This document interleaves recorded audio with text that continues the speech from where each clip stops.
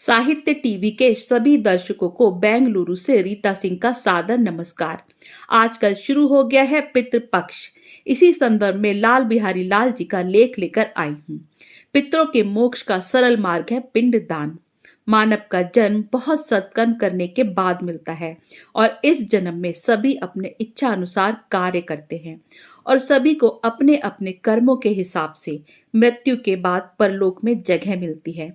सभी प्राणी के कर्मों का हिसाब या यूं कहें कि लेखा जोखा देना पड़ता है, पर कुछ प्राणी अपने कर्मों से पीछे रह जाते हैं।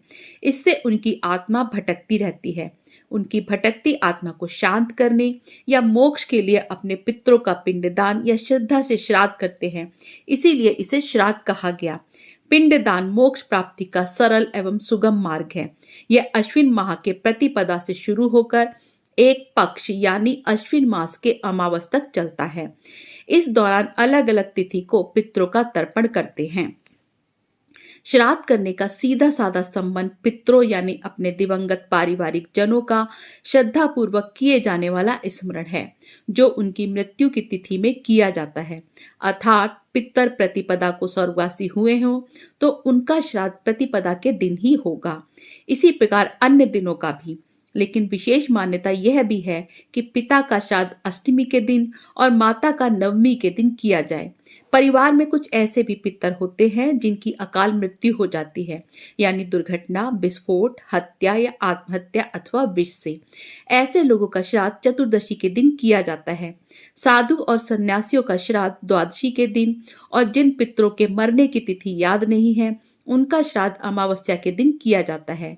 जीवन में अगर कभी भूले भटके माता पिता के प्रति कोई दुर्व्यवहार, निंदनीय कर्म या अशुद्ध कर्म हो जाए तो पितृपक्ष में पितरों का विधि पूर्वक ब्राह्मण को बुलाकर दूध, तिल, कुशा, तुलसी दल, फल, मेवा, दाल भात, पूरी पकवान आदि सहित अपने दिवंगत माता पिता, दादा ताऊ, चाचा, परदादा, नाना आदि पितरों का श्रद्धा पूर्वक स्मरण करके श्राद्ध करने से सारे ही पाप कट जाते हैं। यह भी ध्यान रहे कि ये सभी श्राद्ध पितरों की दिवंगत यानी मृत्यु की तिथियों में ही किए जाएं। यह मान्यता है कि ब्राह्मण के रूप में पितृपक्ष में दिए हुए दान पुण्य का फल दिवंगत पितरों की आत्मा की तुष्टि हेतु जाता है। अर्थात ब्राह्मण प्रसन्न हो तो पितृजन प्रसन्न रहते हैं। अपात्र ब्राह्मण को कभी भी श्राद्ध करने के लिए आमंत्रित नहीं करना चाहिए। मनुस्मृति में इसका खास प्रावधान है। किसी को कपड़े या अनाज दान करना नहीं भूलना चाहिए। यह मृत पूर्वजों की आत्माओं को खुश कर देगा। श्राद्ध दोपहर बाद के भाग में किया जाना चाहिए। इसे सुबह या दोपहर के शुरुआती भाग में नहीं किया जाना चाहिए। किसका श्राद्ध कौन करे?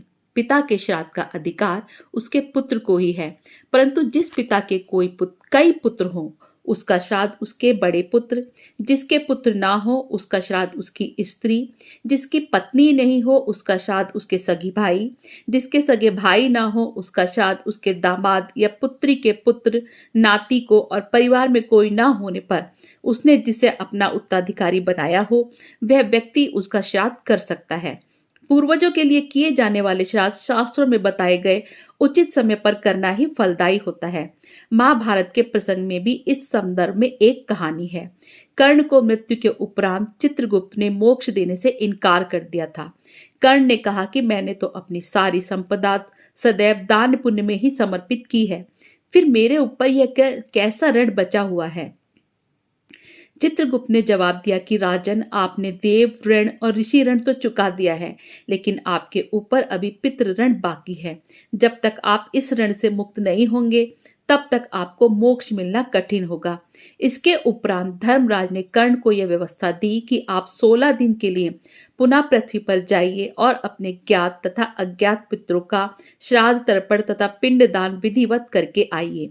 तभी आपको मोक्ष यानी स्वर्ग लोक की प्राप्ति होगी।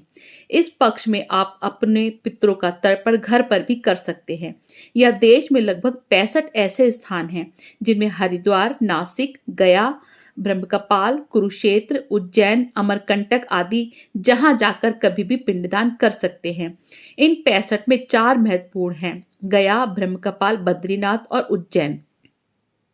पर इन चारों में गया, जो विष्णु की नगरी है, सर्वाधिक महत्वपूर्ण है। गया में देश विदेश से लोग आते हैं अपने पितरों के तर्पण एवं पिंडदान कराने। यह पितरों के मोक्ष का पावन पक्ष है। इस साल पितृपक्ष 29 नवंबर 2023 से 14 अक्टूबर 2023 तक हैं। दिल्ली से लाल बिहारी लाल के आलेख के साथ मैं बेंगलुरु से रीता सिंह, साहित्य टीवी के लिए एक बार सभी दर्शकों को पुनः नमस्कार।